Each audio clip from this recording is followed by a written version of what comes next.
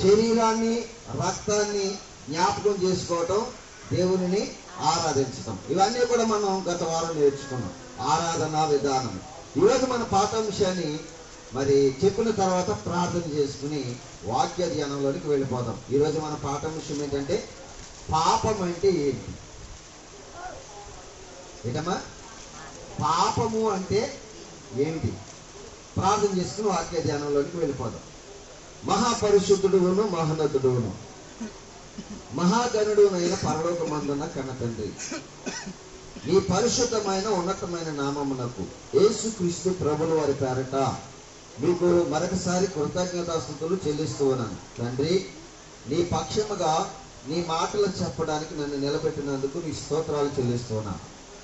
నేను మా ప్రభా నీ మాటలు చెప్పడానికి సమయోచితమైనటువంటి జ్ఞానాన్ని నాకు అనుగ్రహించి, పరిశుద్ధాత్మ ప్రేరణను అనుగ్రహించి, అలాగే మీ మాటలు చెప్పగలిగిన సామర్థ్యాన్ని నాకు దయచేసి, నీ పిల్లలకు ఎలాగూ చెబితే అర్థమవుతుందో అలాగూ చెప్పగలిగినటువంటి జ్ఞానమును, తెలివిని, వివేచనను వివరించుటకు అనుగ్రహించమని ప్రార్థన చేస్తున్నాను. వింటున్న నీ పిల్లలు దాన్ని గ్రహించి ఆత్మీయతలో బలపడి మీ కుమారుడైన క్రీస్తు రాకడకు నిరీక్షణ కలిగిన వారిగా ఉండటానికి మీ సహాయాన్ని దయచేయమని ప్రార్థన చేస్తున్నాను. మీ మాటలు వ్యర్థపరచకుండా, మీ మాటలు మంచిగా మేము ఆలోచించడానికి మీ సహాయ సహకారాలు మాకు ఇప్పుడే అందించమని యేసుక్రీస్తు ప్రభుల వారి పేరట ప్రార్థించి వేడుకొనుచున్నాము తండ్రి, ఆమేన్. మంచిదండి. ఏంటి ఈరోజు మన పాఠం విషయం ఏంటి? పాపము అంటే ఏమిటి? ఎందుకు చాలా మంది పాపం అనేటువంటి పదానికి అర్థం తెలియక అంటారు. చాలా మంది నేను ఏ పాపం చేయలేదండి అంటారు. చాలా మంది ఏమంటారమ్మా, నేను ఏ పాపం కూడా చేయలేదండి, ప్రభుని నమ్ముకోవాల్సిన అవసరం నాకేమొచ్చింది? యేసు ప్రభు పాపుల రక్షకుడు అంటున్నారు, రైటే. యేసు ప్రభు గురించి మీరు ప్రకటిస్తున్నారు, రైటే, వినాలి. రే బాబు, ఇంక శబ్దం చేయకూడదు, వినాలి అందరు కూడా. అర్థమవుతుందా? ఎప్పటి వరకు మీరు ఎలా మాట్లాడకుండా గొడవ ఉండదు. వాక్యం దగ్గరికి వచ్చేటప్పటికి ఇంకా అందరూ డీసెంట్ అయిపోవాలి. ఇది దేవుని మాట. చెప్పేవాడైనా వినేవాడైనా ఒళ్ళు దగ్గరికి చేయకపోతే దేవుడు తోలు తీసేస్తాడు. ఏంటో అనుకుంటున్నారేమో. చెప్పేవాడినైనా చెప్పేవాడి కూడా ఎలా చెప్పాలో తెలుసా? ఒళ్ళు దగ్గరెట్టుకుని చెప్పాలి, ఏది పడితే చెప్పకూడదు. చర్మం ఒలిచేసాడు బైబిల్లో. నీకు అవన్నీ అర్థం కాదు కనుక చెప్పడం లేదు. నేను ఏ సేవకుడిని విడిచిపెట్టలేదు, తోలు తీసేసాడు అంతే. తప్పు చెప్పిన ప్రతి వాడిని కూడా. నేను ఒక మాట చెప్తున్నాను, జాగ్రత్తగా అర్థం చేసుకోండి. మీరు మంచి వాక్యం దగ్గర కూర్చుంటున్నారు తెలుసా? ఒక ప్రశ్న నేను ఇస్తాను, మీరు వెళ్ళి అడగండి. బయట ఎవరైనా మీకు సమాధానం చెప్తాడేమో, అక్కడికి సమాధానం తెలియదు. మీరేటో అనుకుంటున్నారేమో. ప్రకటన గ్రంథం 20వ అధ్యాయంలో 4వ వచనం 5వ వచనాన్ని ఎవరినైనా బయటికి వెళ్ళి అడగండి, దానికి అర్థమేంటి చెప్పమనండి. లేకపోతే మిమ్మల్ని ఎవరినైనా ప్రశ్న వేస్తే రమ్మనండి, నేను చెప్తాను ప్రతిదానికి సమాధానం. ఎవరికి తెలియదు. జాగ్రత్తగా వినండి. అందుకే మంచి మాటలు నేర్చుకుంటున్నారు మీరు. ఏంటి? ఇక వాక్యంలోకి వెళ్దాం. ప్రకటన గ్రంథం కాదు కానీ నేను చెప్పాను, అక్కడ సందర్భం ఏంటి చెప్పండి మీరు ప్రశ్నించడానికి. జాగ్రత్తగా వినండి. పాపం అంటే ఏంటి అసలు? చాలా మంది అంటారు, నేను ఏ పాపం చేయలేదండి, ప్రభుని ఎందుకు నమ్ముకోవాలి అని అంటున్నారా? నేను ఏ పాపం చేయలేదు, నేను ప్రభుని ఎందుకు నమ్మాలి అంటే ఉంటారు. పాపం అంటే ఏంటి అసలు? మనమందరం కూడా తెలియకయే పాపం చేస్తున్నాం అనేటువంటి సందర్భం మీకు చెప్పాలి. మనం ఏ పాపం చేయడం లేదని అలాగే మరి ఏదో కాలం గడుపుకుంటూ టైం గడుపుకుంటూ వెళ్ళిపోయామనుకోండి, రేపొద్దున క్రీస్తు దగ్గర తీర్పులో నిలబడవలసినటువంటి గడి ఒకటి రాబోతుంది. ఆ గడిలో మనం ఏం చెప్పాలి? ఏం సమాధానం చెప్పగలుగుతాం దేవునికి? ఏం విన్నామని చెప్పగలుగుతాం దేవునికి? అమ్మా వినండి, వినండి. ఇప్పుడు వాక్యంలోనికి రండి. ప్రకటన గ్రంథం మూసేయండి. ఇంకా నేను లాస్ట్లో చెప్తాను తర్వాత ఆ విషయాలన్నీ కూడా. అంటే మనం ఇప్పుడు దేవుడు మనుషులందరి యొక్క స్థితిని చూశాడు. మనుషులందరి స్థితిని చూశాడు. మనుషులందరూ ఎలాగున్నారు? మనుషులందరూ ఏండి అందరూ ఎలాగున్నారు? దేవుడు స్కాన్ చేశాడు. స్కాన్ చేసి మనం హాస్పిటల్కి వెళ్ళినప్పుడు, ఏదైనా బలహీనత కలిగినప్పుడు హాస్పిటల్కి వెళ్ళినప్పుడు స్కాన్ చేస్తారు. ఈ స్కాన్ లో కనపడుతుంది అనమాట మనలో ఎక్కడ లోపం ఉందో ఏంటి అనేటువంటిది. ఎక్కడ కనబడుతుందమ్మా? స్కాన్ లో కనబడుతుందమ్మా. మన బాడీలో లోపల ఎక్కడ కనిపిస్తాయి? స్కానింగ్ లో కనిపిస్తాయి. మనకు కనిపిస్తాయా? కనిపించదు. మరి కనిపించదండి, ఎక్కడికి వెళ్ళాలి? మనం స్కానింగ్ తీసుకోవాలి. స్కానింగ్ తీసుకుంటే ఏ అవయవంలో బలహీనం ఉందో, ఎక్కడ ఇబ్బంది పెడుతుందో దాన్ని మనకి క్లారిటీగా చూపించేది ఏంటంటే స్కానింగ్ చేస్తుంది. ఇప్పుడు బైబిల్ ఏంటనుకుంటున్నారు? పాపపు జీవితాన్ని కానివ్వండి, పరిశుద్ధమైన జీవితాన్ని కానివ్వండి, స్కాన్ చేసి చూపించేది బైబిల్. చాలా మంది స్కానింగ్ చేయించుకుంటారు. అప్పుడప్పుడు 6 నెలలకు ఒకసారి స్కానింగ్ చేయించుకుంటారు. బాడీ మరి ఎక్కడైనా బలహీన పడిందేమో, బ్లడ్ ఏమైనా మారిందేమో, ఇవన్నీ చేసుకోవడానికి ఏం చేస్తారంటే స్కానింగ్ మెషిన్ దగ్గరికి వెళ్తూ ఉంటారు. లోపం ఏమీ లేదన్నాడు అనుకోండి, హ్యాపీగా ఉంటుంది. లోపం ఉందనుకున్నాడు అనుకోండి, ఇదిగోండి ఈ బాడీలో ఇక్కడ ఫలాంటి లోపం కనిపిస్తుంది, ఇదిగో స్కానింగ్ లో చూపిస్తూ ఉంటాడు, ఇది నీ లోపం అంటాడు. ఇప్పుడు దేవుడు కూడా మనిషిలో ఎలాంటి లోపాలు ఉన్నాయో చూపుతున్నాడు. మనుషులందరినీ స్కాన్ చేశాడు. స్కాన్ చేసి దేవుడు ఏం చేశాడంటే ఓ జెరాక్స్ ఇచ్చాడు మనకి. ఇందులో కనిపిస్తుంది అనమాట కదండి. మనకు కూడా ఏమిస్తారు? స్కానింగ్ తీసిన తర్వాత ఏమిస్తారు? జెరాక్స్ ఇస్తారు. జెరాక్స్ చూసుకుంటాం మనం. ఇప్పుడు మన జీవితాలు ఎలాగున్నాయో దేవుడు చెప్తున్నాడు. రోమాపత్రిక 3వ అధ్యాయము మన గురించి స్కాన్ చేసిన దేవుడు ఏమంటున్నాడో చూద్దామండి. రోమాపత్రిక 3వ అధ్యాయము 23వ వచనం. రోమాపత్రిక 3వ అధ్యాయము 23వ వచనం. ఏ భేదమును లేదు, అందరూ పాపం చేసి దేవుడు అనుగ్రహించు మహిమను అందరూ చేస్తున్నారంట. పాపం ఏమా? అందరూ కూడా ఏం చేస్తున్నారంట? పాపం చేస్తున్నారంట. ఇప్పుడు కొందరు అంటారు, అమేనండి, ఏనండి, అందరూ వినండి అందరు కూడా చాలా జాగ్రత్తగా ఉండాలి. చాలా మంది అంటారు, నేను ఏ తప్పు చేయలేదండి, నేను పాపినేంటి అంటూ ఉంటారు. ఏ తప్పు చేయలేదంట. సమాజంలో వ్యభిచారం చేయని వారు ఉంటారు, నరహత్య చేయని వారు ఉంటారు, దొంగతనం చేయని వారు ఉంటారు, ఇంకా రకరకాల తప్పులు చేయని వారు ఉంటారు. అందరూ తప్పులు చేయరు.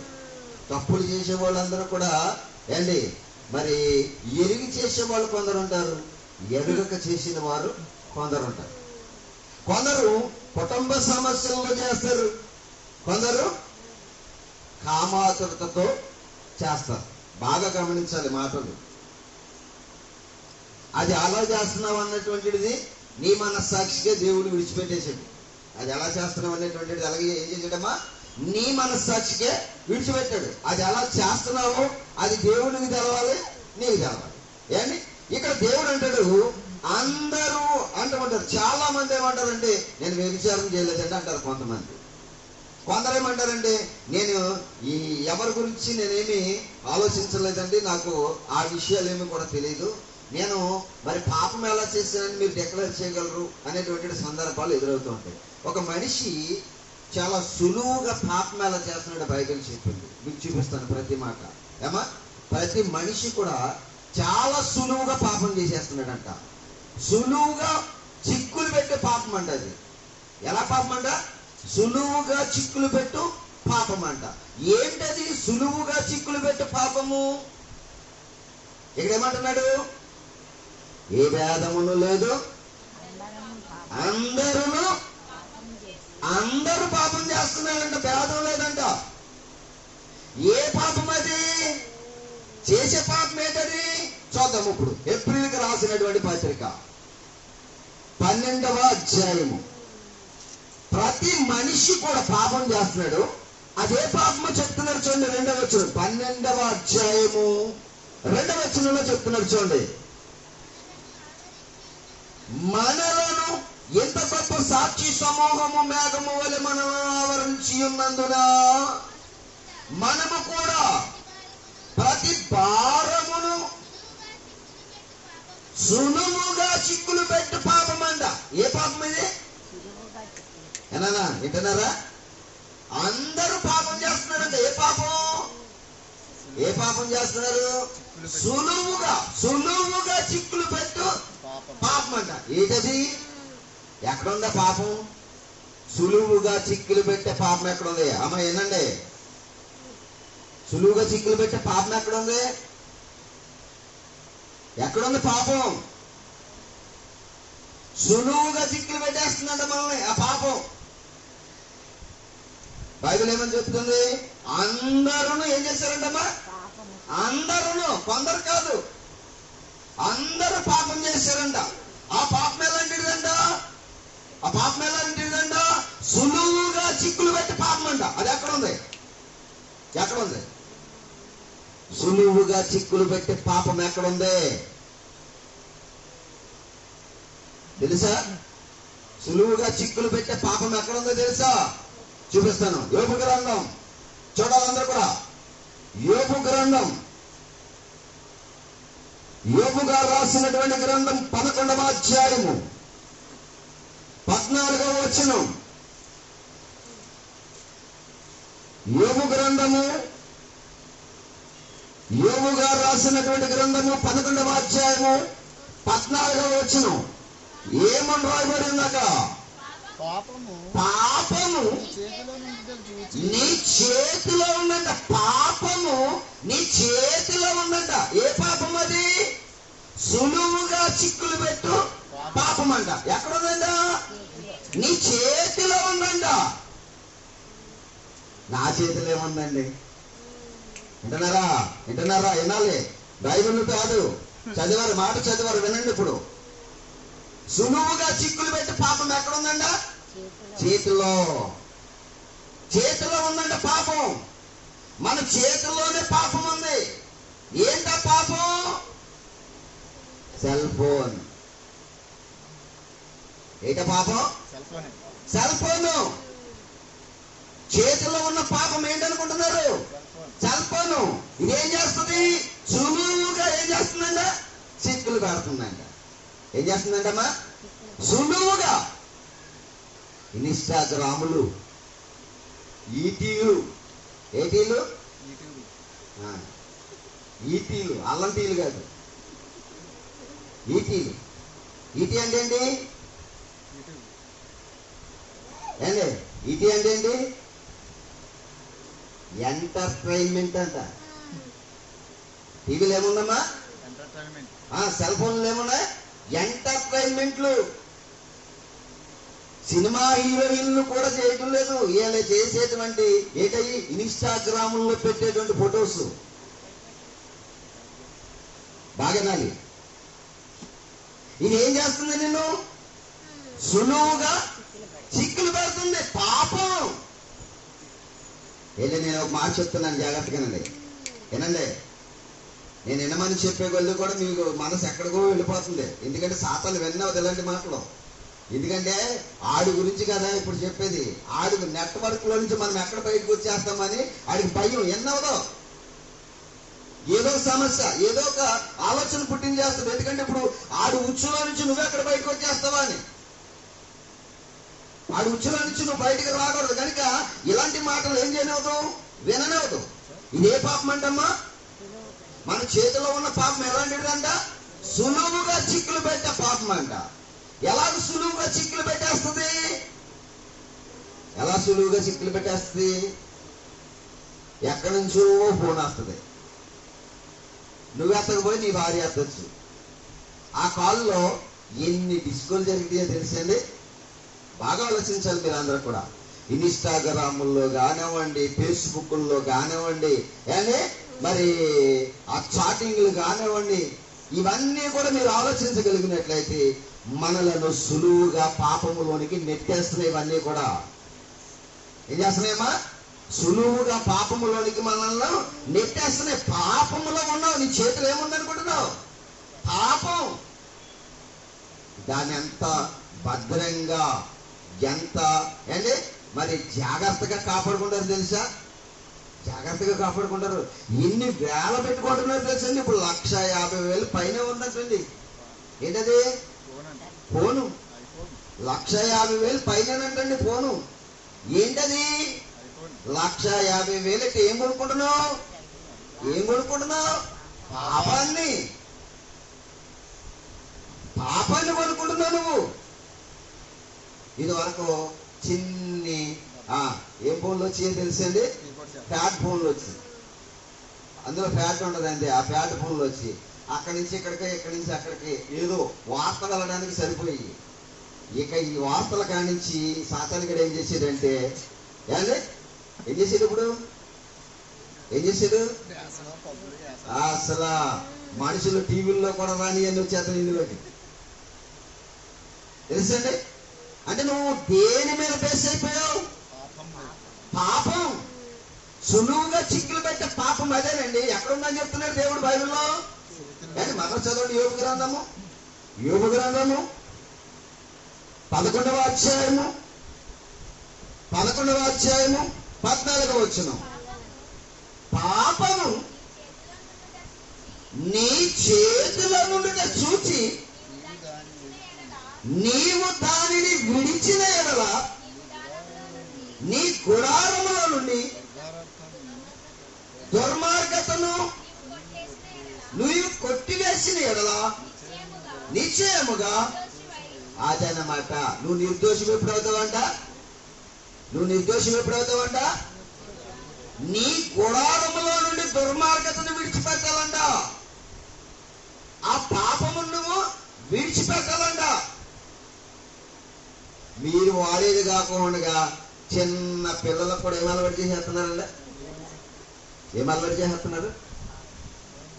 ఇప్పుడు ఆడ అన్నం తినాలంటే సెల్ ఫోన్ ఇచ్చుకో, ఆడుకోని ఆడికి అన్నం తినిపిస్తున్నారు. ఇది వరకు అలాగే తినిపించారండి? ఇది వరకు కూడా అంతే దరిద్రులు చెప్తాను. జాగ్రత్తగా నేను భోజనం పెట్టేటప్పుడు పిల్లలకే అడుగు దెయ్యం వచ్చేస్తుందండి. దెయ్యమా? ఎక్కడుంది? అసలు దెయ్యం గురించి తెలుసా? చరిత్రలో తెలుసా? బైబిల్లో దెయ్యం ఎవరు, దేవుడు ఎవరు అన్ని కూడా క్లారిటీగా ఉన్న ప్రియమైన దేవుని వాళ్ళరా మీరు నేర్చుకోవాలి. ఎవరికి భయపడకూడదు. ఎవరికి భయపడాలో తెలుసా? దేవునికి ఒక్కడికి భయపడాలి మనం. ఎందుకు తెలుసా? దేవుడు నరకాన్ని సిద్ధం చేశాడు. అక్కడ అగ్ని ఆరదు, పురుగు చావదు. అది భయంకరమైన ప్లేస్. ఆ ప్లేస్ లో నీకు పోకుండా ఉండాలనే దేవుడు ఈ మాటలన్నీ చెప్పి సమాజంలో అపవాది ప్రవేశపెట్టిన ప్రతి పాపము నుండి మనుషులను విడిపించాలి, లాగాలి. అగ్నిలో నుండి కొందరినైనా లాగినట్టు మనం లోకంలో ఉన్న వారిని లాగాలి. మీరు ఎప్పుడైతే సెల్ ఫోన్ లో నుంచి బయటకు వచ్చేస్తారో అప్పుడు మీరు నిర్దోషులుగా దేవునికి కనిపిస్తారు. సెల్ ఫోన్ లో ఎన్నెన్ని చూస్తున్నారు మీరు? ఏమేమి చేస్తున్నారు? మీరే ఎలాగుంటే దేవుడు అనుకుంటాడు, వీళ్ళ ఇంకా ఇన్ని గడియలు, ఇన్ని సమయం సెల్ ఫోన్తోనే టైం గడుపుతున్నారు కదా, ఇంకా వీళ్ళకి పిల్లల్ని ఇస్తే ఎలా పెంచుతారు, వీళ్ళకంటే దారుణం అయిపోతారని దేవుడు ఏం చేస్తాడు తెలుసా? పిల్లలను కూడా రానివ్వడు. బాగా ఆలోచించాలి.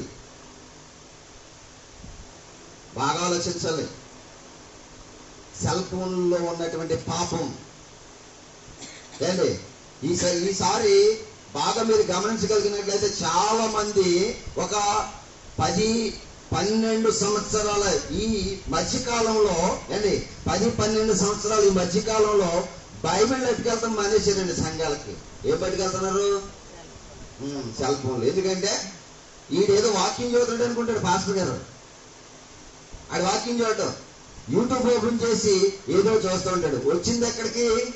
సంఘానికి. కూర్చున్నది ఎక్కడ? దేవుని వాక్యం ప్రకటింపబడే స్థలంలో కూర్చున్నావు. ఏం చూస్తున్నావు? కొందరు ఊసిపోకి వెళ్ళి వచ్చేస్తూ ఉంటారు సంఘాలు. ఏం చేస్తాకి వెళ్ళొస్తారు? అసలు సంఘానికి ఎందుకు రావాలి? పాపమును విడిచిపెట్టడానికి రావాలి. నీతో దేవుని వాక్యం మాట్లాడాలి. నాలో పాపం ఉన్నదని దేవుని వాక్యం ఫలానా పాపం ఉంది, అది విడిచిపెట్టమని నీతో మాట్లాడాలి. అలా మాట్లాడిందా? ఏ దరిద్రుడితోడైనా మాట్లాడిందా? అలా చెప్పే దరిద్రుడు ఉన్నాడా? పాపం గురించి చెప్పే దరిద్రుడు ఉన్నాడు ఎవడైనా? ఖండించేవాడు ఉన్నాడా? బుద్ధి చెప్పేవాడు ఉన్నాడా? పౌలు గారు కానీ అపోస్తలులు కానీ ఏం చెప్పారు? సంఘాలలో ఖండించారు, గద్దించారు, బుద్ధి చెప్పారు, పాపమును విడిచి ప్రభువులోనికి నడిపించారు. సంఘానికి వచ్చేవంటే నీతో దేవుని వాక్యం మాట్లాడాలి. అదో నాలో ఈ లోపం ఉంది, ఈ లోపాన్ని ప్రభు విడిచిపెట్టమన్నాడని విడిచిపెట్టాలి. అది సంఘం యొక్క లక్షణం. అది విశ్వాసికి ఉండవలసినటువంటి త్యాగ జీవితం. ఏం చేస్తున్నారు సంఘాల్లో? సంఘాల్లోకి వచ్చిన తర్వాత దేవుని మాట గురించి ఎవరు విధేయులుగా మారుతున్నారు? విడిచిపెట్టమా? రాత్రి చెప్పాను కదా, దేవుని మాట కొరకు ఎలా మారిపోయాడు ఆయన? ఎలా మారిపోయాడు? 3 సంవత్సరాలు వస్త్రము లేకుండా, కాళ్ళకి చెప్పులు లేకుండా దేవుని మాట గురించి నిబద్ధుడైపోయాడు. అంతే. అదండి దేవుని మాటకి లోబడడం అంటే. ప్రభునందు ప్రియమైన దేవుని వాళ్ళరా, దేవుడు అంటే ఆశమాశపడి అనుకోకండి. ఆయన కోపము చాలా గొప్పది, కానీ దీర్ఘశాంతం చూపుతున్నాడు. కారణం ఏంటో తెలుసా? మనిషి నశించిపోవడం దేవునికి ఇష్టం లేదు. మరి ఏం నేర్చుకుంటున్నారు సంఘాల్లో? విడిచిపెట్టారా పాపాన్ని? విడిచిపెడుతున్నామా? సంఘాలకు వచ్చి కూర్చుని వెళ్ళిపోవడమేనా? ఇదేనా సంఘ యొక్క జీవితం? నీ చేతులు ఏముందంట? పాపం. ఈ పాపం నిన్ను ఎక్కడికి నడిపిస్తుందో తెలుసా? నరకమునకు నడిపిస్తుంది. జాగ్రత్తగా వినాలి. నీ చేతిలో ఉంది ఒక పాపం. ఇప్పుడు ఏంటో తెలుసా? నీ చెవులో ఉంది పాపం. ఏంటి చెవులో ఉన్న పాపం ఏంటి అని అనుకుంటున్నారా? ఎంతసేపు నీవు వాళ్ళ గురించి ఏళ్ళ గురించి వింటావు, బూతుల గురించి వింటావు. పూర్వీకులందరూ కూడా స్వాతి బుక్ కూడా వచ్చిందండి ఇది వరకు. ఆ బుక్కులు చదువుతూ ఉండేవారు. ఎవరైనా సెల్ ఫోన్ కానీ, టీవీ కానీ, సీరియల్ కానీ పక్కనట్టి 10 నిమిషాలు బైబిల్ చదివిన వాళ్ళు ఉన్నారా? మీరు ఎందుకు చూడాలండి దేవుడు మిమ్మల్ని? చూస్తున్నారా? ఎవరైనా 10 నిమిషాలు బైబిల్ చదివిన వాళ్ళు ఉన్నారా? చేయగలరా క్రైస్తవులు? ఎవడో చదవడం. ఇప్పుడు వెళ్ళిపోతారా? ఇలా దబేలు పాడేస్తారంటే ఏదో మూల ఇది పాడేస్తారు. మళ్ళీ ఏం తీసుకుంటారు? ఇప్పటి వరకు ఉన్న నీ చేతిలో ఉన్న పరిశుద్ధ గ్రంథాన్ని మోసిన నీవు మరలా అది పట్టుకెళ్ళి పాడేసి ₹1,00,000 పాపం కొనుక్కున్నావు. ఆ పాపం నటుకుని జీవిస్తావు మరలా ఆదివారం వరకు.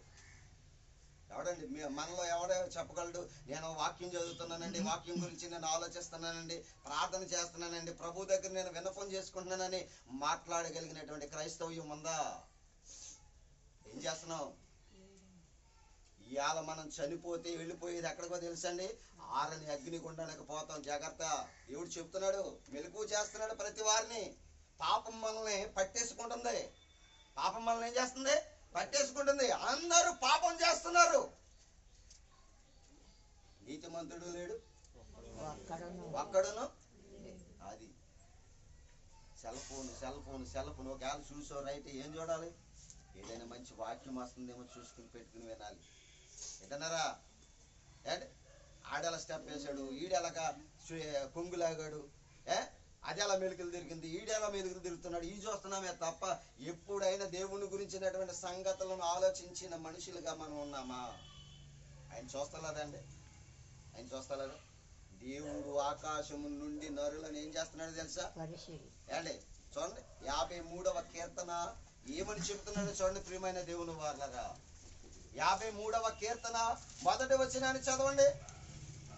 దేవుడు లేడని బుద్ధిహీనులు తన హృదయములో అనుకుందరు. వారు చెడిపోయిన వారు. అదనమాట. వాళ్ళందరూ ఎవరు అనుకుంటున్నారు? చెడిపోయారు వాళ్ళు. వాళ్ళన్నీ కూడా దరిద్రమైన కార్యాలే చేస్తారు. అసహ్య కార్యములు చేయుదురు. మేలు చేయవాడని ఒక్కడు మేలు చేయడు. ఎవడు కూడా ఒక మనిషిని రక్షించడం కోసం ఆలోచించేవాడు లేడు. మేలంటే ఏంటనుకున్నారు? ఒక మనిషిని పాపములో నుంచి విడిపించడం. అలాంటి మేలు చేసేవాడు ఎవడైనా భూమి మీద ఉన్నాడంటే ఎవడు కూడా లేడు. మేలు చేయువాడు లేడు, ఒక్కడును లేడు. వివేకము కలిగి అదనమాట. వివేకము కలిగి దేవుని వెదుకువారు కలరేమో అని దేవుడు ఆకాశము నుండి చూచి నరులను పరిశీలించున్నాడంట. ఆకాశము నుండి ఎవరు చూస్తున్నారు? నిన్ను దేవుడు చూస్తున్నారా? ఆకాశం నుండి ఎవరు చూస్తున్నారా? దేవుడు చూస్తున్నాడు. నువ్వేమనుకున్నావు? నన్ను ఎవరో చూడటం లేదనుకున్నావు. నిన్ను ప్రతి క్షణం కూడా ఆయన పరీక్షిస్తున్నాడు. ప్రియమైన దేవుని వారలారా, ఏమనుకుంటున్నారు మీరు? మీ చేతిలో పాపం ఉంది, మీ చెవులో వినే పాపం ఉంది. మంచి మాటలు ఏంటమ్మా? వాక్యం వినడానికి అయితే ఎంత బద్ధకమో, ఎంత భయం. ఇక సోది అంటున్నారు చాలా మంది. వాక్యం అంటే ఏమంటున్నారు? సోదా. వాక్యం సోదా. బుద్ధి ఉందండి అసలు ఆ మాట అంటానికి? వాక్యం సోదా. సోది చెప్పేవాళ్ళు బోళ్ళు మంది అంటారు. వాక్యం చెప్పేవాడు ఎప్పుడు కూడా సోది చెప్పడు. జాగ్రత్తగా వినాలి. ఎంతసేపు అయినా వింటాం. ఈ లోక సంబంధమైన మాటలు మనం ఎన్ని చెప్పినా గానీ వింటాం. దేవుని మాట వినడానికి మాత్రం మనము చెవివ్వం. చెవులు దేవునికి ఇవ్వాలి ప్రియులారా. వినాలి. వినటం వలన ఏం కలిగిన అన్నాడు? విశ్వాసం. ఎవరి గురించి వినాలి? యేసుక్రీస్తుని గురించిన మాటలు వినుట వలన నీకేం కలిగిద్దంట? విశ్వాసం. నీకు విశ్వాసం ఉండాలి. ఎందుకని ఈ విశ్వాసం? ఎందుకంటే విశ్వాసం లేకుండా ఎవడును దేవునికి ఇష్టడై ఉండలేడు. దేవునికి ఇష్టడై ఉండాలంటే మనకేముండాలి? అది ఎలాగొస్తుందని చెప్తున్నాడు. యేసుక్రీస్తు మాటలను గురించి నువ్వేం చేయాలంట? ఏం చేయాలంట? వినాలి. ఏం చేయాలి? వినాలి. వినుట వలన నీకు అదనమాట. ఇప్పుడు మీరు బాగా ఆలోచన చేయండి. మనం బూతులు బాగా వింటాం. ఎవరైనా బూతులు ఆడుకుంటున్నారు అనుకోండి, వాళ్ళు ఆడుకుంటాం ఎలాగున్నా కానీ నువ్వు మాత్రం సరదా పడిపోతూ ఉంటారు బూతులు ఆడుకుంటూ ఉంటావు. నిజంగా నువ్వు మనం ఆలోచించగలిగినట్లయితే దేవుడు మనతో చెప్పింది ఏంటో తెలుసా? చెడు మాట్లాడుతున్నప్పుడు మనం ఏం చేసుకోవాలని తెలుసండి? వచ్చేది. చెడు వెనకుండా ఉండలేము. ఈ లోకమంతా కూడా ఎలాగ నిండిపోయింది? చెడుతో నిండిపోయింది. చెడ్డ మాటలు మాట్లాడేవారే ఉన్నారు, చెడుగా ఉండేవారే ఉన్నారు. ఇప్పుడు కళ్ళలోనే గొక్కుని మనం వెళ్తా ఉంటాం, మార్గంలో ఏదో చెడు కాపాడుతుంది. ఏకీభవించకూడదు. ఏం చేసుకోవాలంట? మనం దావీదు అలాగా కంట్రోల్ చేయలేదు కాబట్టి పాపం చేశాడు. దేవుని దగ్గర శిక్షను. మీరు బాగా ఆలోచించండి. మన చేతిలో ఉన్నది ఏముందమ్మా? పాపం. సెల్ ఫోన్లు వాడద్దు. దాని మీద బేస్ అయిపోవద్దు. ఆ టయాన్ని దేవుని దగ్గర గడపండి. వాక్యాన్ని చదవండి. వాక్యం చదివితే మీకు ఏమొస్తుంది తెలుసా? విశ్వాసం. నిర్దోషత్వం కలిగినటువంటి జీవితం వస్తుంది. ఏమన్నాడు? మీరు చెడుతనమును నీ గుడారంలో నుంచి దుర్మార్గతను కొట్టివేసిన ఎడల నీవు నిర్దోషిగా కనబడతావంట దేవునికి. లేకపోతే నువ్వు ఎలా కనబడతావు? దోషిగా కనపడతావు. అందుకే దేవుడు చెప్తున్న ప్రతి మాటను కూడా మనం బాగా గమనించాలి. ప్రభునందు ప్రియమైన దేవుని వారలారా, దేవుడు చెప్తున్న మాట ఏంటంటే అందరూ ఏం చేస్తున్నారంట? పాపం. అందరు పాపంలో ఉండిపోయారు. ఏ పాపం అది? చెప్పాడు కదా ఇందాక. ఏ పాపం అది? సులువుగా చిక్కులు పెట్టు పాపం అంట. అది సులువుగా చిక్కులు పెట్టేద్దంట పాపం. ఈ సులువుగా చిక్కులు పెట్టే పాపంలో ప్రతి మనిషి కూడా ఏమైపోయాడంట? కూరుకుపోయాడు, ఎమడబడిపోయాడు. అలాంటి వారిని మనము లాగాలి, ప్రభులోనికి తీసుకురావాలి. లోకములో నుంచి, సమాజంలో నుంచి మనుషులను, ఆ చెడ్డ మాటలు వినేవారిని, ఆ చెడును చూసేవారిని, ఆ చెడు కార్యములు చేసేవారిని మనం ఏం చేయాలి తెలుసా? జాగ్రత్తగా ప్రభువులోనికి మనము తీసుకురావాలంట. తీసుకురావాలంటే మనకేముండాలి? మనము కూడా దేవుని జ్ఞానమును తెలిసిన వారిగా మనము ఉండాలి. ప్రియమైన దేవుని వాళ్ళ బాగా ఆలోచించండి. ఏండి పేతురు గారు రాసిన 2వ పత్రిక ఒకసారి చూడండి. 2వ అధ్యాయం పేతురు గారు రాసినటువంటి 2వ పత్రిక. పేతురు గారు రాసిన 2వ పత్రిక 2వ అధ్యాయము 14వ వచనంలో ఏమని చెప్తున్నాడో చూడండి. ప్రియమైన దేవుని వాళ్ళరా ఏమని చెప్తున్నాడు చూడండి. దేవుడు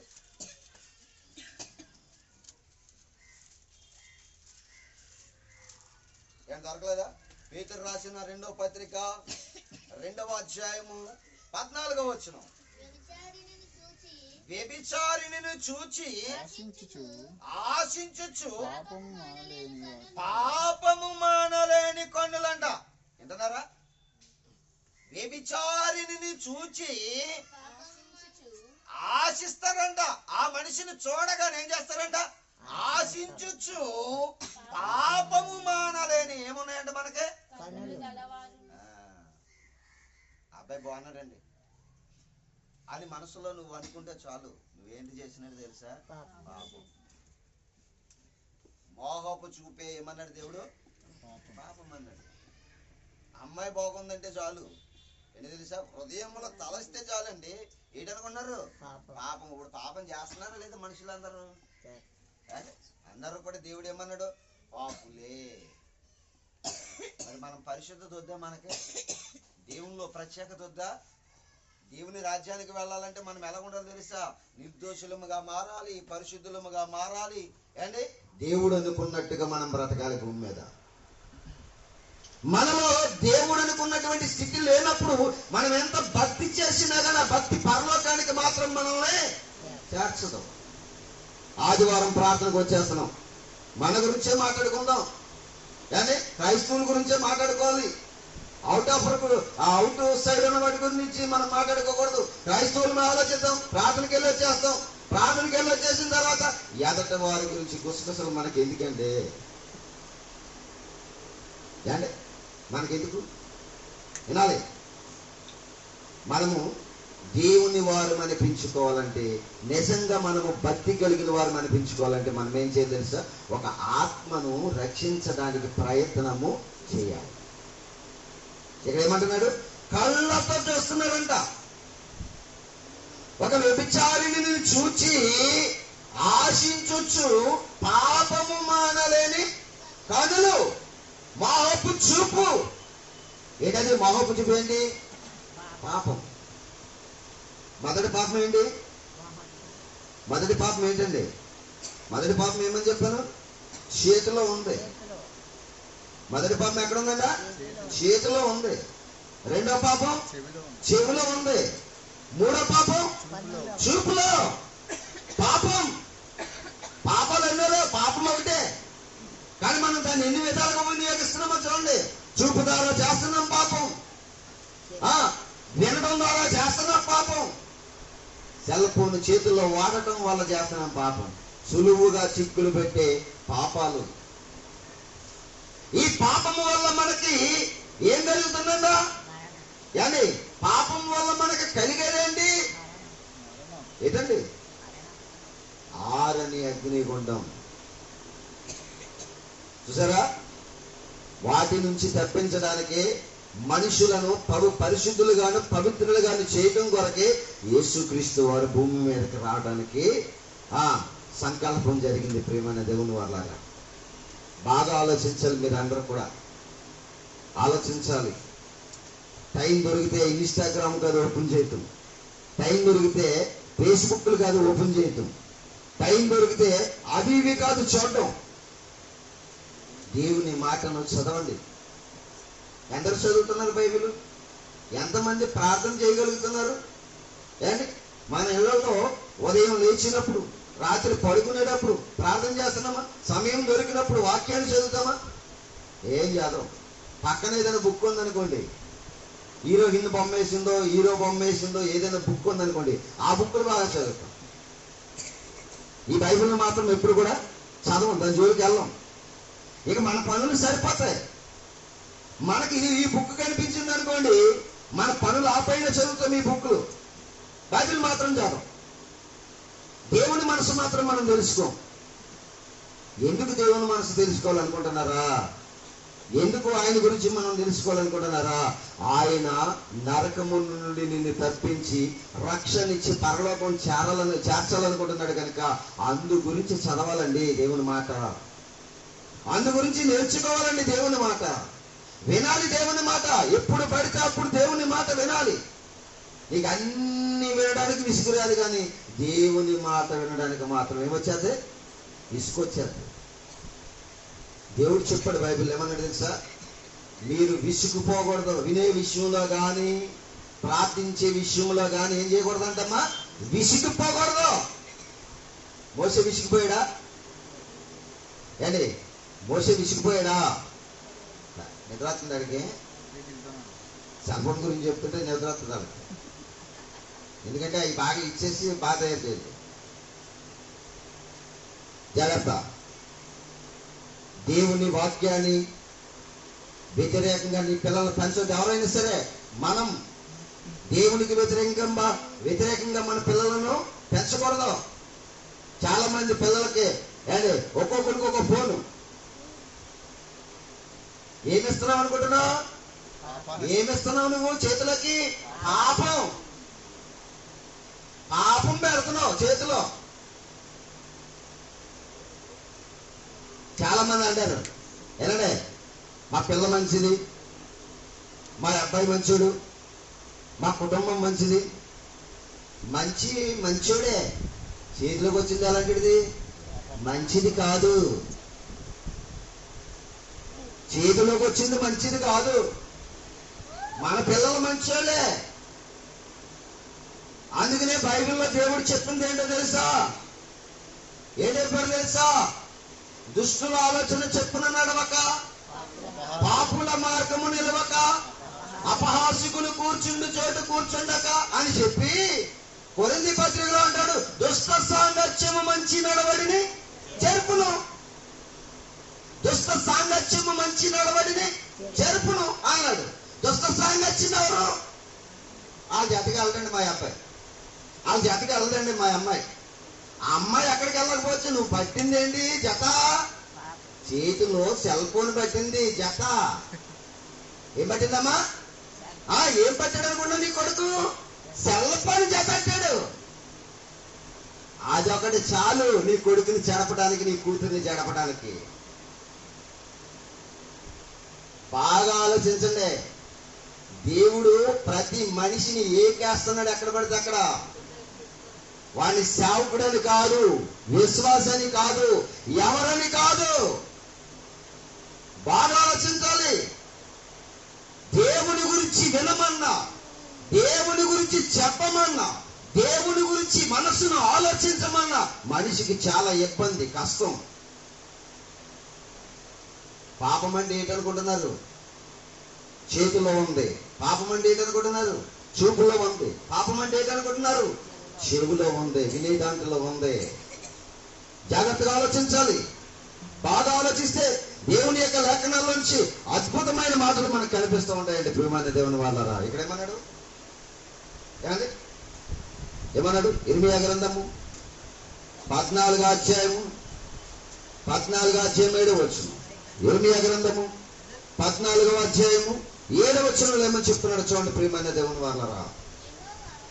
యెహోవా, అది వచ్చండి, మా తిరుగుబాటులు అనేకములు నీకు విరోధముగా. అదన్నమాట. మనమంటండి అనేకమైన తిరుగుబాటులు చేస్తున్నామంట. ఎవరి మీద? ఎవరి మీద అమ్మా వింటున్నారా? ఎవరి మీద చేస్తున్నాం తిరుగుబాటు? దేవుని మీద. మాటల ద్వారా తిరుగుబాటు చేస్తాం, చూపుల ద్వారా తిరుగుబాటు చేస్తాం. ఇంకో విషయం చెప్పనా? తిరుగుబాటు అంటే ఏంటో చెప్పనా? నిజమైన వాక్యాన్ని వినకపోవటమే తిరుగుబాటు దేవుని దగ్గర. వాక్యాన్ని వినకపోవటమే తిరుగుబాటు. సంఘములకు వచ్చిన తర్వాత పాపాన్ని విడిచిపెట్టాలి, పాపమును వదిలేయాలి. ఎందుకంటే మనం ఆరాధిస్తున్న దేవుడు ఎలాంటి వాడని చెప్పాడు? నేను పరిశుద్ధుడను అన్నాడు. ఆయన పరిశుద్ధుడై ఉన్న ప్రకారం మనం కూడా ఎలా ఉండాలి? పరిశుద్ధులమై ఉండాలి. పరలోకానికి వెళ్ళాలంటే, తండ్రి ఉన్న లోకానికి చేరాలంటే ఆయనలా మారిపోవాలి. భూమి మీద ఆయనలా మారిన వాడే పరలోకం వెళతాడు. మనం ఇంకెంతసేపు కూడా లోకానుసారమైనటువంటి కార్యాల్లో నిమగ్నం అయిపోతే ఇంకెప్పుడు చేస్తావు నువ్వు పరలోకం? ఏమన్నాడు ఇక్కడ? మేము తిరుగుబాటు చేస్తున్నాం, మా తిరుగుబాటులు మా పైన దోషాలుగా మారిపోయి అంటున్నారు ఇశ్రాయేలు ప్రజలు. దేవుని దగ్గర ఏమన్నారు? దోషాలుగా మారిపోయినాయి. సులువుగా చిక్కులు పెట్టే పాపాలు ఇవన్నీ కూడా మనల్ని అందరినీ కూడా సులువుగా ఏం చేస్తున్నాయంట? పాపంలోనికి నెట్టేస్తున్నాయి. చూసేదాని ద్వారాగా సులువుగా పాపంలో పడిపోతున్నాం. వినేదాని ద్వారాగా సులువుగా పాపంలో పడిపోతున్నాం. ఏండి, మనం చేతిలో పట్టుకున్నటువంటి ఆ సెల్ల ద్వారాగా సులువుగా పాపంలో పడిపోతున్నాం. పాపము ఇదంతా కూడా పాపం. అందుకని దేవుడు చాలా అద్భుతమైన మాటలు మనకి రాయించాడు. ఈ పాపం చేసిన వారందరినీ కూడా ఎవరు పట్టుకున్నారు తెలుసా? నువ్వేం పాపం పట్టుకుంటుంటే పాపం పట్టుకున్న నిన్ను ఎవరు పట్టుకుంటున్నారు? ఎవరు పట్టుకుంటున్నారు? ఎవరు కాసు కూర్చున్నారు తెలుసా? పాపం చేసే వారందరినీ పట్టుకోవడానికి ఎవరు కాసు కూర్చున్నారు తెలుసా? మీరేమో చేతిలో పాపం పట్టుకున్నారు, చెవులో పాపం పెట్టుకున్నారు, కంటిలో పాపం పెట్టుకున్నారు. పాపము పెట్టుకున్న మీరందరూ, పాపం పట్టుకున్న మిమ్మల్ని అందరినీ ఎవరు పట్టుకున్నారు తెలుసా? చూడండి ఇప్పుడు ఒకసారి ఆ మాటలు. యోబు గ్రంథము 24వ అధ్యాయము 19వ వచనం. పాపము పట్టుకున్న మిమ్మల్ని అందరినీ ఎవరు పట్టుకున్నారు? చూడండి, పాపము పట్టుకున్న మిమ్మల్ని అందరినీ ఎవరు పట్టుకుంటున్నారు? చూడండి, యోబు గ్రంథము 24వ అధ్యాయము 19వ వచనం. ఏమని రాయబడిందో చూడండి అక్కడ. అనావృష్టి చేత, ఉష్ణము చేతను ఎగసిపోవునట్లు పాతాళము పాపము చేసిన వారిని, అదనమాట. పాతాళం ఎవరిని పట్టుకుంటుందంట? పాపము చేసిన వారిని పట్టుకుంటుందంట. పాతాళంలో ఏముందో చెప్పాను మీకు. ఏముంది? అగ్ని ఆరదు, పొడుగు చావదు. ఇంకోటి ఏముందంట? పండ్లు కొరకటము, ఏడుపు, వేదన, కేకలు ఉన్నాయి అక్కడ. పాతాళంలో ఏమున్నాయి? కేకలు ఉన్నాయి, వేదన ఉంది, పండ్లు కొరకడం ఉంది, బాధ ఉంది. తీరని బాధ అంట అక్కడ. మానని వేదన. తీరని బాధ ఉంది, మానిపోని వేదన ఉంది. ఎప్పుడైనా మనకు వస్తుంది వేదన. హృదయం కృంగిపోతూ ఉంటుంది ఏదైనా వేదన వచ్చింది. ఏమండి, వేదన వచ్చినప్పుడు ఏమైపోతుందంట? హృదయము కృంగిపోతుందంట. మరలా తెల్లారి మనకు మరలా సంతోషం కలగొచ్చు. ఎక్కడ అది ఉంది? భూమి మీద. పాతాళంలో ఏమీ లేవండి. వేదనే, కేకలే, పండ్లు కొరకడమే. ఇంకా అలా కొరుక్కుంటూనే ఉంటాడు, ఏడుస్తూ ఉంటాడు. అక్కడి నుంచి ఎవరు తప్పించరు. అందుకనే ఆ పాతాళములో ఉన్న వేదనకు పోకుండా ఉండాలని, పట్టుకున్న పాపాన్ని విడిచిపెట్టాలనే దేవుడు ఏమని పిలుస్తున్నాడో ఒకసారి అదే యోబు గ్రంథము 36వ అధ్యాయంలో చదవండి ప్రియమైన దేవుని వారలారా. యోబు గ్రంథము 36వ అధ్యాయము 10వ వచనంలో ఏమని చెప్తున్నాడో చూడండి. ఉపదేశము వినుటకై అనుకోండి. చూడండి, చెవులను దేని గురించి తెరవ చేశాడంట? ఉపదేశమును వినడానికై చెవులను తెరవ చేసి, అదిగో అంటున్నారు చూడండి, పాపము విడిచి రండి అని దేవుడు మిమ్మల్ని ఏం చేస్తున్నాడంట? ఆజ్ఞిస్తున్నాడు. పాపము విడిచి రండి. చాలా పనులు విడిచిపెట్టేయండి బాబు. మొహపు చూపులు విడిచిపెట్టేయండి బాబు. చెడు మాటలు వినడం మానేయండి బాబు. విడిచిపెట్టండి అవన్నీ కూడా. ఇవన్నీ విడిచిపెట్టి మీరు నా దగ్గరికి రండి. లేకపోతే మీ పాపము చేత మీరు ఎక్కడ పట్టుబడుతున్నారో తెలుసా? పాతాళము పట్టుకోవడానికి రెడీగా ఉంది పాపం చేసిన వాళ్ళందరినీ కూడా. చదివారు ఇందాక? పాపం చేసిన వారిని అందరూ ఎవరు పట్టుకోవడానికి రెడీగా ఉన్నారు? పాతాళము రెడీగా ఉంది, మింగడానికి రెడీగా ఉంది. అది పట్టుకుని మిమ్మల్ని వేదన పరచడానికి రెడీగా ఉంది. అందుకే మీరు ఏం చేస్తారంటే, నా మాటలు వినడానికి చెవులు తెరవజేస్తున్నాను కనుక పాపము విడిచిపెట్టిన దగ్గరికి మీరు వచ్చేయండి. వస్తే మీకేముంటది? పాపము విడిచి వస్తే మనకేముంటది? రక్షణ. ఏముంటదమ్మా? రక్షణ ఉంటుంది. ఉపదేశాన్ని వినండి, దేవుని మాటలు వినడానికి ప్రయత్నం చేయండి, దేవుని మాటల చేత ఆదరించబడండి, పాపాన్ని విడిచిపెట్టండి అంటున్నాడు. ఎంత బాగుందో చూసారా? ఎంత చక్కగా దేవుడు తన మాటలు రాయించాడు చూసారా? ఇలాంటి మాటలు విన్న తర్వాత ఒక ఆయన మారిపోయాడండి. ఎవరైనా ఇలాంటి మాటలు విన్న తర్వాత ఒక ఆయన మారిపోయాడు. ఆయన ఏమంటున్నాడు తెలుసా? చూద్దాం. కీర్తన గ్రంథము 39వ కీర్తన. కీర్తన గ్రంథము 39వ కీర్తన మొదటి వచనాన్ని ఒకసారి మనం చదువుకుందాం. నా నాలుకతో పాపము చేయకుండానట్లు నా మార్గములను జాగ్రత్తగా చూసుకొని అదనమాట. నాలుగుతో ఏం చేస్తున్నామమ్మా? నాలుగుతో ఏం చేస్తున్నావు? పాపము చేయుచున్న పాపం. ఏంటా పాపం? చెడు మాటలు వినటం. ఏంటి ఆ పాపం? నాలుగుతో చేసే పాపం ఏంటి? చెడు మాటలు మాట్లాడు. బైబిల్లో చెప్పాలి, మనం కాదు చెప్పవలసింది. ఎవరు చెప్పాలమ్మా?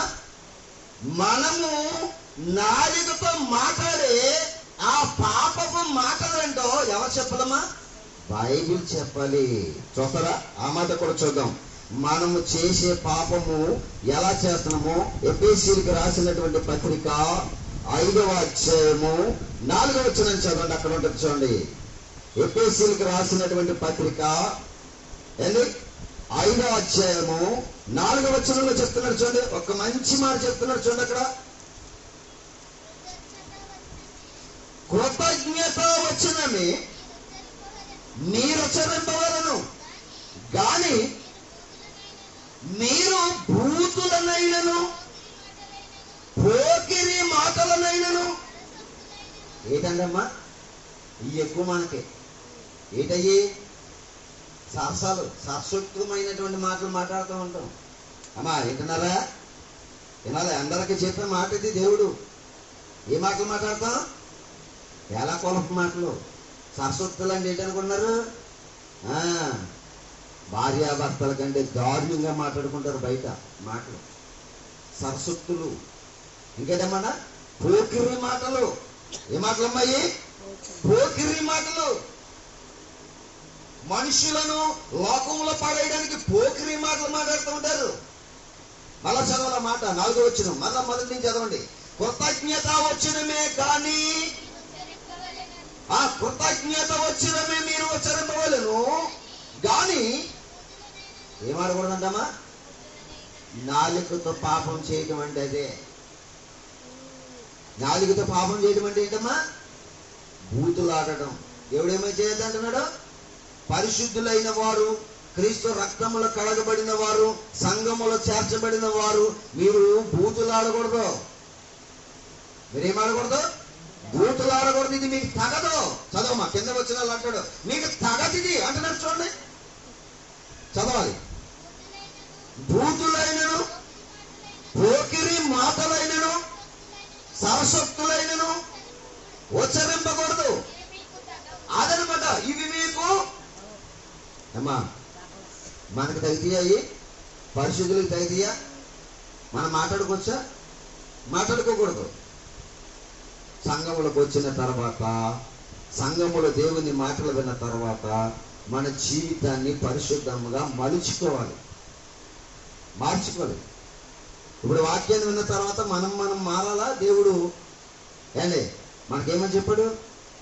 దేవుడు మనకు చెప్పిందండి, దేవుని వాక్యము విన్న తర్వాత మనము ఏదైతే చేయొద్దన్నాడో అది మనము విడిచిపెట్టాలి. ఏం చేయొద్దన్నాడు చెప్పాలి. నేను ముగించేస్తాను. ఇంకా అంటే ఏం చేయొద్దన్నాడు? మోహపు చూపు చూడొద్దు అన్నాడు. ఏం చూడొద్దు అన్నాడు? మామూలుగా చూస్తాం, ఈ చూపు వేరు. మామూలుగా చూసింది కళ్ళు దేవుడిచ్చింది ఎందుకంటే ప్రపంచమంతా ఇవి కూడా చూసి పరీక్షించడానికే ఇచ్చాడు. పరీక్షించు మంచిదే, దాంట్లో మోహం పుట్టకూడదు.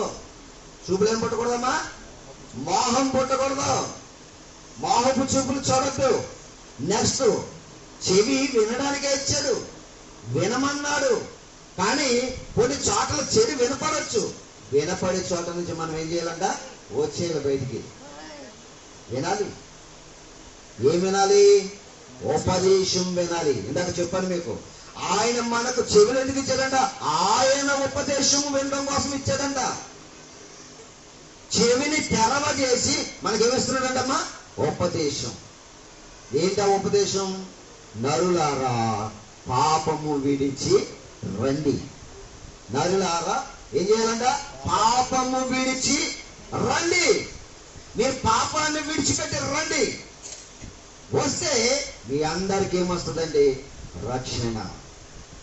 మనము జాగ్రత్తగా ఆలోచించగలిగినట్లయితే సరస్వత్తులు మనము ఆడకూడదు, పోకిరి మాటలు మనము మాట్లాడకూడదు, నోరును అదుపులో పెట్టుకోవాలంట. నాలికలో పాపం ఉంది. అందుకని దావీదేమంటున్నాడు? నా నాలుకతో పాపము చేయకుండానట్లు నా మార్గములను నేను జాగ్రత్తగా చూసుకుంటున్నాను అంటున్నాడు. నా నాలుకను నేను జాగ్రత్తగా చూసుకుంటున్నాను. మనం అందరం కూడా ఆలోచించాలి. మనము కొడుకుని ఒకవేళ వచ్చేస్తుందానికి ఏం చేయాలి తెలుసా? నాలుకను కంట్రోల్ చేసుకోవాలి. ఎందుకంటే మనకు తగవయ్యి ఇప్పుడైనా నేర్చుకుందాం.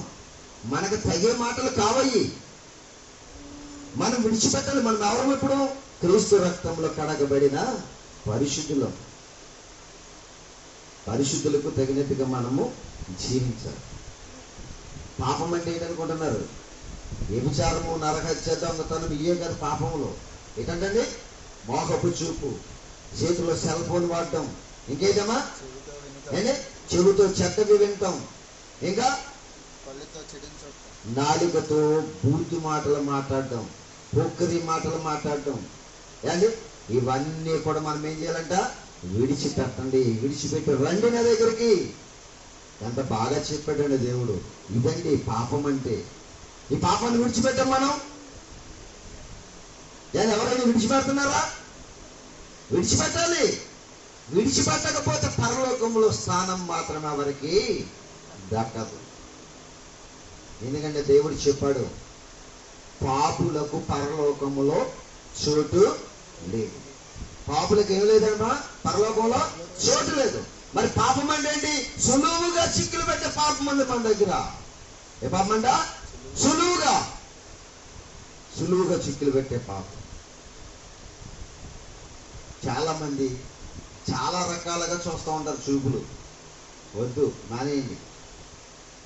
అవన్నీ కూడా మనం ఏం చేయాలంట? విడిచిపెట్టేయాలి. రకరకాల మాటలు, భయంకరమైన మాటలు మాట్లాడుతూ ఉంటారు. వద్దు మనకయ్యి. ఎందుకంటే మనల్ని నరకానికి నడిపించేస్తాయి. అన్నీ కూడా నరకము నడిపించే మాటలు మానేయండి. కంట్రోల్ చేయండి. జీవితాన్ని మనం ఏం చేయాలంటే శరీరాన్ని అదుపు చేసుకోవాలి. అపోస్తులైన పౌలు అంటాడు, మీరు జాగ్రత్తగా ఉంటే అందరికి ప్రకటించిన తర్వాత, వినాలి మాట, అందరికి ప్రకటించిన తర్వాత నేను భ్రష్టుడనైపోదునేమో కనుకని నా శరీరాన్ని నేను నల్లగొట్టుకుంటున్నాను అన్నాడు. ఏం కొట్టుకుంటున్నాడు అంటే ఆయన 14 పత్రికలు రాశాడు. ఆయన ఎన్ని పత్రికలు? 14 పత్రికలు రాసిన మహాజ్ఞాని అయినటువంటి అపోస్తులుడైన పౌలే ఏమంటున్నాడు తెలుసా?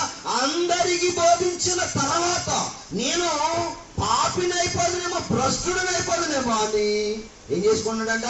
శరీరాన్ని నలగొట్టుకున్నాడంట. ఎవడైనా ఏదైనా చెప్పినా గానీ ఏం చేస్తున్నాడంట? ఆయన ఆ మాటలలో ఏకీభవించడం లేదంట. కోపం పుట్టించే మాటలు ఎన్నో చెప్తున్నారు, ద్వేషించే మాటలు ఎన్నో చెప్తున్నారు. అవన్నీ చెప్పినా ఈయన ఏం చేసుకుంటున్నాడంట? శరీరాన్ని ఉద్రేకపడనివ్వకుండా వాళ్ళు చెప్పిన మాటలు బట్టి ఎదటి వారి మీదకి దురుసుగా పోకుండా శరీరాన్ని కంట్రోల్ చేసుకుంటున్నాడంట. మనం కూడా ఏం చేసుకోవాలమ్మా? దేవుని కొరకు కంట్రోల్గా చేసుకోవాలి. యేసుప్రభు ఏం చేశాడు? ముగించేస్తాను చెప్పండి. ఇంకా నా దగ్గర చాలా రిఫరెన్స్లు ఉన్నాయి, ఇంకా చాలా చెప్పవలసింది ఉంది, కానీ సమయం అయింది కనుక నేను ముగించేస్తాను. జాగ్రత్తగా ఉండండి. యేసుప్రభు ఏం చేశాడు?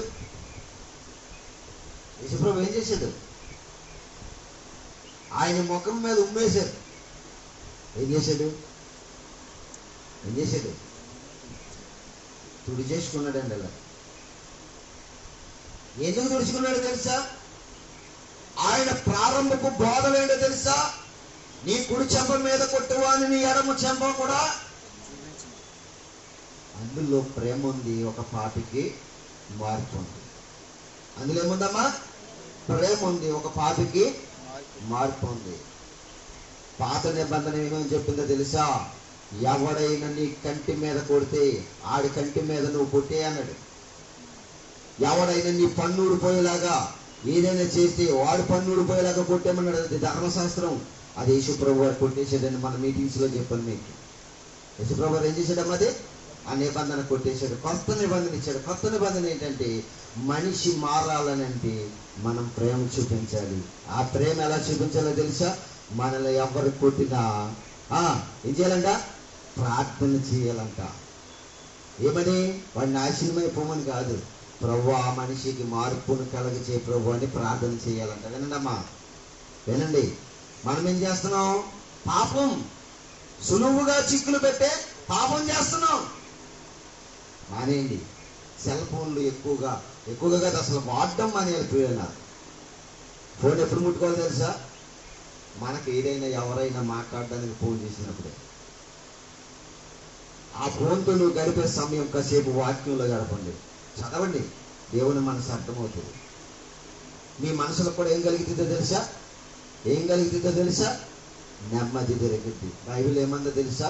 నీ వాక్యము మనుషులను బ్రతికించేది. ఏం చేసేదంటమ్మా? ఆఖరిగా మాట చూపించేసి నేను ముగిసేస్తాను. అంటే 119వ కీర్తన 50వ వచనం ఆఖరిగా మాట చెప్పి నేను ముగించేస్తాను. జాగ్రత్త చదవండి మాట. 119వ కీర్తన 50వ వచనం. నీ వాక్యము బ్రతికించి ఉన్నది నా పాదలలో. వాక్యం ఏం చేస్తుందంటమ్మా? అమ్మా వినండి, వాక్యం ఏం చేస్తుందంట? మరి నెమ్మది కావాలంటే ఏం చేయాలి? మనం వాక్యం చదవాలి. వాక్యం చదివితే మనకేం కలిగిద్ది తెలుసా? నెమ్మది కలిగిద్ది. మనకు నెమ్మది కలిగిద్ది. లోకంలో కాదు, ఆత్మీయ జీవితంలో నెమ్మది కలిగిద్ది. లోకంలో ఎప్పుడు కూడా ఏముంది? హింస ఉంది, దోషం ఉంది, మన గురించి చెడ్డగా మాట్లాడుకునే తత్వాలు ఉంటాయి. ఎందుకంటే మంచోళ్ళు కాదు లోకం ఏది కూడా మంచోళ్ళు కాదు. మనుషులు అసలు మంచోళ్ళు కాదు. ముందేమో పొగిడేస్తా ఉండరు అమ్మా. ముందేం చేస్తారు? మొఖం మీద పొగిడేస్తూ ఉంటారు. వెనకాల మళ్ళీ పంగనమ్మలు పెడుతూ ఉంటారు. మనకు వెళ్ళిపోయిన తర్వాత ఏం పెడతారు? మన గురించి మొదలెడతారు స్టోరీ. అలాంటి ప్రపంచం ఇది. ఎవరి మనసు మారలేదు, ఎవరి తత్వాలు మారలేదు. సంఘాలు బైబిల్ ఎట్టుకుని మాత్రం సంఘాలకు వెళ్ళిపోతారు. సంఘాలు బైబిల్ ఎట్టుకుని ఏం చేస్తున్నారు? సంఘానికి వెళ్ళిపోతారు. అందులో ఏకీభవించేస్తారు. కానీ ఏం మారలేదు? ఈ తత్వాలు మారలేదు. తత్వాలు మారాలి. సంఘానికి వెళ్ళడం కాదు గొప్ప. ఏం మారాలి?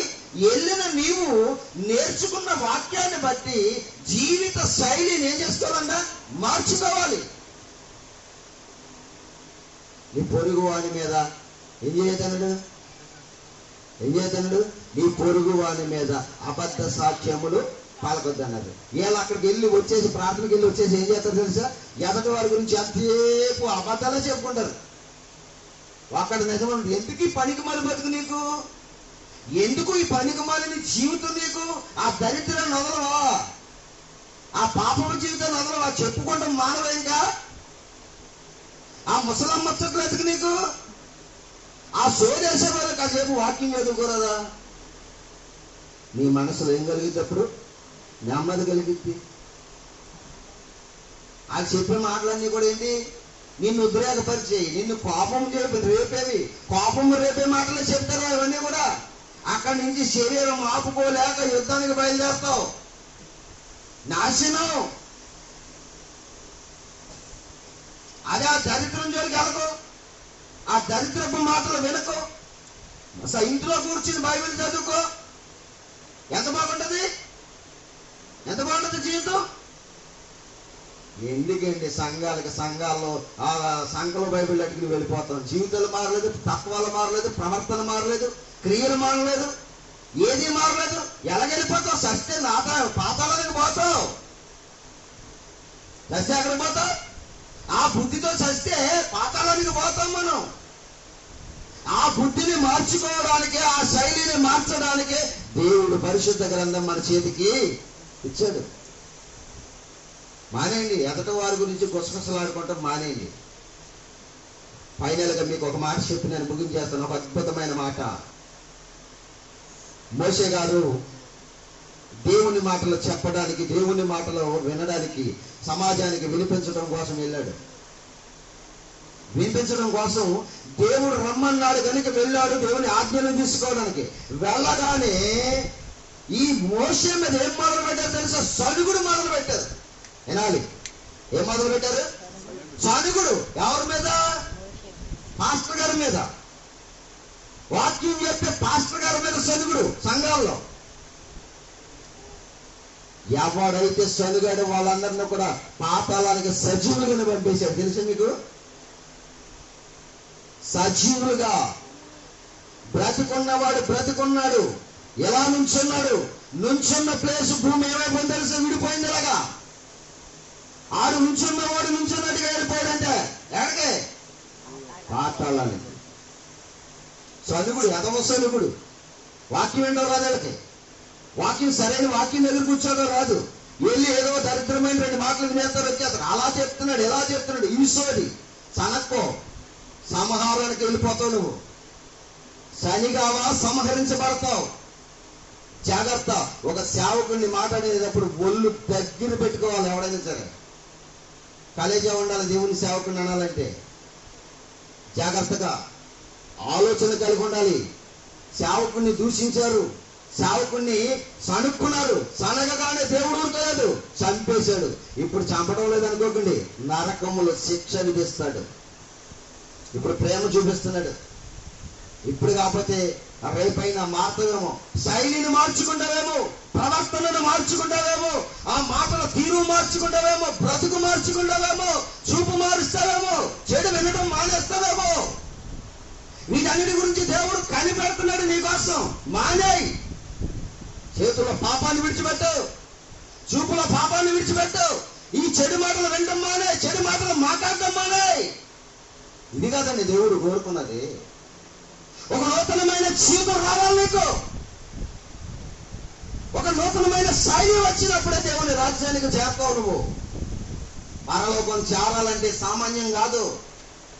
భక్తిలో అన్ని చంపుకోవాలి, శరీరంలో కోరిక చావాలి.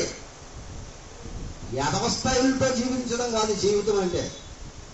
బ్రతుకులో మనము జాగ్రత్త కలిగి ఉండాలి. ఆ జీవితానికి, ఆ జీవిత శైలిని మార్చుకోకపోతే దేవుడు నరకానికి పంపేస్తాడు. పిల్లారా, నరకం. ఊరుకోడు. ఏదో అనుకుంటున్నారేమో. ప్రార్థనకి వెళ్ళటం అంటే చాలా వినయంగా రావాలి. ఎంత వినయంగా ఇక్కడ ఉన్నామో అంత వినయంగా లోకంలో ఇంకా వినయంగా ఉండాలి. అది లోకం యొక్క తీరు, భక్తి యొక్క జీవితం. యేసు ప్రభు వారిని ఎన్ని హింసించినా, ఎన్ని నిందలు వేసినా మౌనమైపోయాడు. ఎవరితో పట్టించుకోలేదు. మనం కూడా ఏం చేయాలి? పట్టించుకోకూడదు. ఎందుకని? లోకమంతా పెంట. మనం అంటాం కదా, పెంట మీద రాయేస్తే ఏమవుతుందంట? చీడేసి మన మీదగా వచ్చేస్తుందంట. దరిద్రం మనకి ఎందుకండి? పెంట మీద రాయేయడం ఎందుకు? ఆ దరిద్రాన్ని మళ్ళీ మన మీదకి తీసి తెచ్చుకోవడం ఎందుకు? యేసు ప్రభు వారు మౌనమైపోయాడు అండి, సహించాడు. ఆయన ప్రేమలో పుణ్యాత్మలను రక్షించాడు.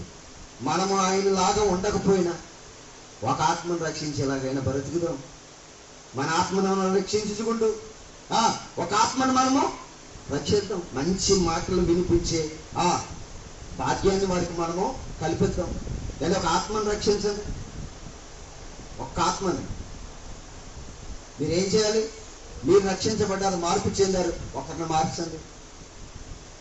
ఒకరిని సెల్ ఫోన్ వాడకుండా చేయండి, ఒకరిని దురచూపులు చూడకుండా చేయండి, ఒకరిని చెడు వెనుకోకుండా.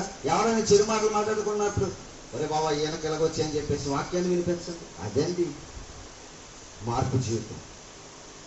ఏండి సనగొద్దు, సనుగుడు మానేయండి, ఏంటి అన్ని విడిచిపెట్టండి. అదే పవిత్రమైన జీవితం. పాపం అంటే ఏదనుకుంటున్నారు? సులువుగా చిక్కులు పెట్టే పాపం అంటే మనలోనే ఉందండి. ఎన్ని చెప్పండి మీకు? ఎన్ని చెప్పండి? మొదట చెప్పండి, ముగించేస్తున్నా. చేతుల్లో పాపం ఏంటది? Cell phone. ఇంకా చెవులో పాపం ఏంటది? చెడు మాటలు వినడం. మూడోది చూపులో పాపం ఏంటది? వ్యభిచారిని చూచి ఆశ కలిగి ఉండే పాపం అంటది.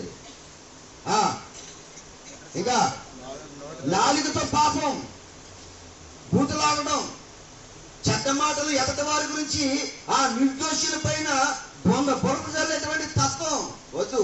ఆ సోదు మీటింగ్లు వద్దు మనకు ఆ సోదు మీటింగ్లు వద్దు. వాళ్ళు చేరామంటే మనం కూడా సోదరుడు అయిపోతాం. జాగ్రత్త. అందుకే దుష్టుల ఆలోచన చొప్పున నడువక పాపుల మార్గంలో మనం అక్కడ నిలుస్తాం. వాళ్ళు ఏదో సోది చెప్పుకున్నారు, ఆ సోదులోకి మనం లాగేస్తారు, మనం లాగేసి ఆ బురదలో మనల్ని గమనించేస్తారు. నీకు దేవుని మాటల దగ్గర ఉండవలసినటువంటి ఇంట్రెస్ట్ అంతా కూడా ఎక్కడ ఉంటుంది? ఆ మాటల దగ్గర ఉంటుంది ఇంట్రెస్ట్ గా. ఇక కూడు మర్చిపోతావు, కూర వండుతాం మర్చిపోతావు, అన్ని మర్చిపోతావు. ఎక్కడికొస్తే మాత్రం పొయ్యి మీద తీసిన కూర పట్ల మళ్ళీ అక్కడ ఇది అయిపోతాయేమోనండి. ఈ సోది చెప్తావు, సోది ఎక్కడికి వచ్చి సోది చెప్తావు, ఆ సోది మాత్రం బాగా వింటావు. ఎందుకు వచ్చింది ఆ సోది జీవితం నీకు? ప్రార్థనకు వచ్చాకేమో గబగబ పరిగెట్టేస్తావు. పాస్టర్ గారు వాక్యం చెబుతుంటే ఈ పాస్టర్ గారు వాక్యాన్ని పక్కన పెట్టేస్తావు. ఏమి దేనికోసం ఇప్పుడు? వానొస్తే బట్టలు తడిచిపోతాయంట. సోదిలో ఉన్నప్పుడు రావు. మళ్ళీ అవసరమైతే ఫోన్ చేసేస్తావు మొగుడికి, అక్కడ బట్టలు తీసి. నువ్వేం చేస్తున్నావు అంటే పెద్ద మీటింగ్ లో ఉన్నాను నేను ఇప్పుడు. ఆ మీటింగ్ మళ్ళీ మిస్ అయిందంటే దొరకదు. వాక్యం దగ్గరనండి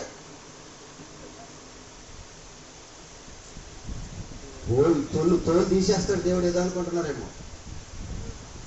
కాలేజా ఉండాలండి వాక్యం చెప్పాలంటే. కాలేజా అందుకే అంటాను, కాలేజా ఉన్నవాడి దగ్గర ఉన్నాడు వాక్యం. ఏదో దరిద్రుల దగ్గర ఉంటే మనుషులేం మారుతారు. కానీ వాక్యాన్ని నేర్చుకోవాలి, మనసులో మార్చుకోవాలి. దేవునికి మనం పరిశుద్ధమైన వారంగా కనిపించాలి. ప్రార్థన చేద్దాం. కళ్ళు మూసుకోండి అందరు కూడా.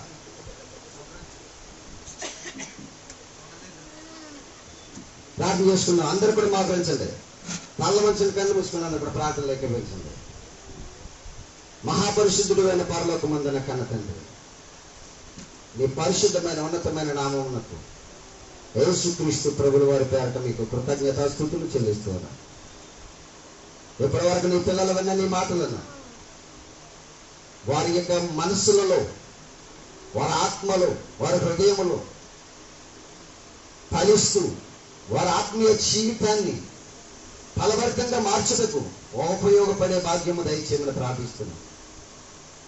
ఎత్తబడిన ప్రతి మాట వారి హృదయాలలో నాటబడి ఫలించుటకు సహాయం దయచేయమని ప్రార్థిస్తున్నాను. లోపాలుండే వారిని తొలగించుకుని విడిచిపెట్టడానికి మీ సహాయం దయచేయాలి తండ్రి. వారి అవసరతలు అక్రతలన్నీ కూడా తీర్చమని ప్రార్థిస్తూ, నీవు నాకు ఇచ్చినటువంటి భార్యకు మంచి ఆరోగ్యాన్ని దయచేసినందుకు నీకు స్తోత్రాలు. ఇంకనూ పూర్తిగా సంపూర్ణమైన ఆరోగ్యాన్ని దయచేయమని ప్రార్థిస్తాను. మాకు ఇచ్చిన ఇద్దరు కుమార్తెను కూడా మీరు జ్ఞాపకం చేసుకోండి. ఆయుష్లో ఉన్న ఆరోగ్యాన్ని దయచేయండి. ఇంకా నీ దాసుడైన నాకు, నీ పిల్లలకు నీ మాటలు ఎలాగో చెబితే వారికి అర్థమవుతామో అలాగూ చెప్పడానికి సముచితమైన జ్ఞానమును, పరిశుద్ధాత్మ ప్రేరణను, నీ మాటలు చెప్పగలిగిన సామర్థ్యమును నాకు దయచేసి నన్ను బలపరిచి నీ సేవలో ముందుకు కొనసాగింపచేయమని మా ప్రభువును, మీ ప్రియకుమారుడు, మా రక్షకుడునైనా యేసు క్రీస్తు ప్రభుల వారి పేరట ఈ ప్రార్థన మీకు సమర్పించి అడిగి వేడుకొనిచున్నాను మా ప్రియ పరలోకమందున్న మా కన్న తండ్రి. ఆమె ఇప్పుడు మన తండ్రి అయిన దేవుని ప్రేమ, ఆయన కుమారుడిని మన రక్షకుడునైన యేసుక్రీస్తు వారి యొక్క కృప, ఆదరణకర్తని దేవుడి పరిశుద్ధాత్మ యొక్క నీ సహవాసము ఇప్పుడు నిత్యం సదా మనకును సకల పరిశుద్ధులకు ప్రార్థించబడిన ఏములని నెరవేర్చబడకు సదా తోడైన నడిపించును గాక. ఆమేన్. అందరికీ హృదయపూర్వకమైన వందనాలు. I love you. God bless you. ఒక మనవి చేసిన